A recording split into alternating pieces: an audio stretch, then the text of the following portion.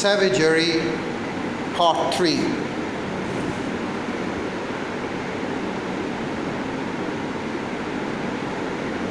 I wanted to ask, what should I call you?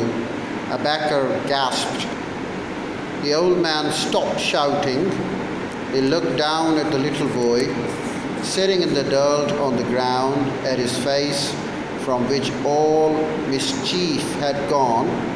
The old man's scowls went away, and his face seemed to soften. "Baba," he said at last. "You can call me Baba." Abakar stood up. There was an awkward silence. Where do you live, Baba?" The old man said nothing. His mind seemed far away. "I live there," said Abakar, pointing away from the city. "With my mother, I live here." I live here out in the open." "Sounds like fun." The old man sat down unasked. Abakar sat down beside him. That day was the beginning of something. Slowly a little boy and a cranky old man grew to know each other. The little boy had someone to look up to, and the old man, well, Abakar didn't know what it was that he was giving him, but the old man seemed to like it. They would sit side by side, and Baba would tell Abakar stories of lands where lots of trees grew. "Trees? Oh, you mean those things that grow by the old well?" Abakar asked. Baba laughed. "Oh, those are stunted, scrawny old things." He said, "I mean real trees, with trunks as long as 3 men high, and luscious green leaves and delicious fruit hanging from them." Abakar was confused, but fruit comes from tins. He said. Baba frowned at him. "You have a lot to learn," he sighed. So Baba started educating Abakar.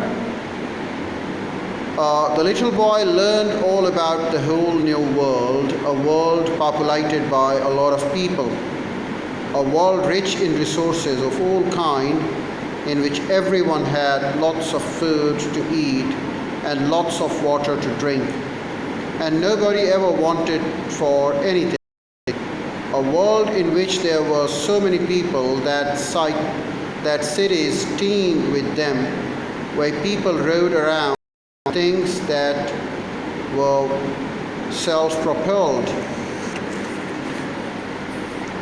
"Magic," said Abakar, his eyes wide. No, not magic," said Baba. "Technology." "What's technology?" It's like science." "What science?"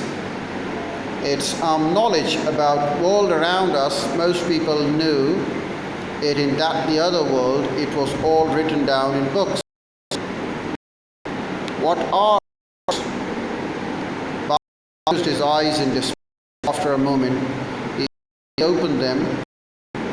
"Why don't I you?" he gasped. "Then you'll be able to read about the world, about that world. It almost be being in it. I was." "You mean it was real?" It thought it was just a story. I thought it was a story." Baba looked at Abakar sadly. "Yes, child, it was real. It was a part of it. Well, it was such a wonderful world. What happened?" Baba turned to look at it. "It died," he said. In his eyes was a pain so deep, so black that Abakar was a little scared of it.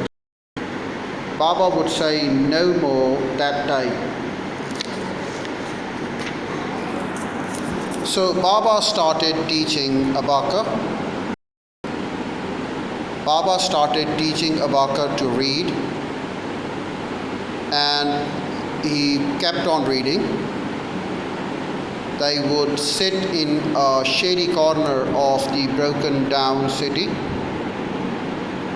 Over there, Abak laboriously read aloud from the little books they had found in a house they had explored.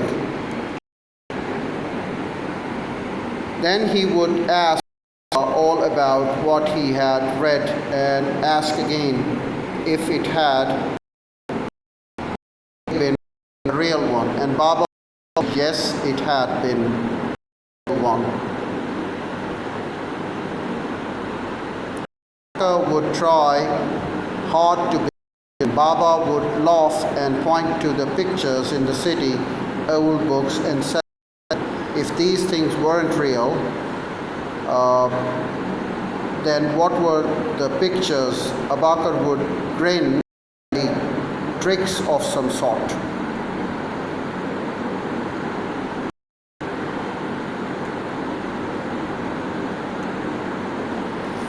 Baba would pretend to slap him, but of course Baba wouldn't slap him.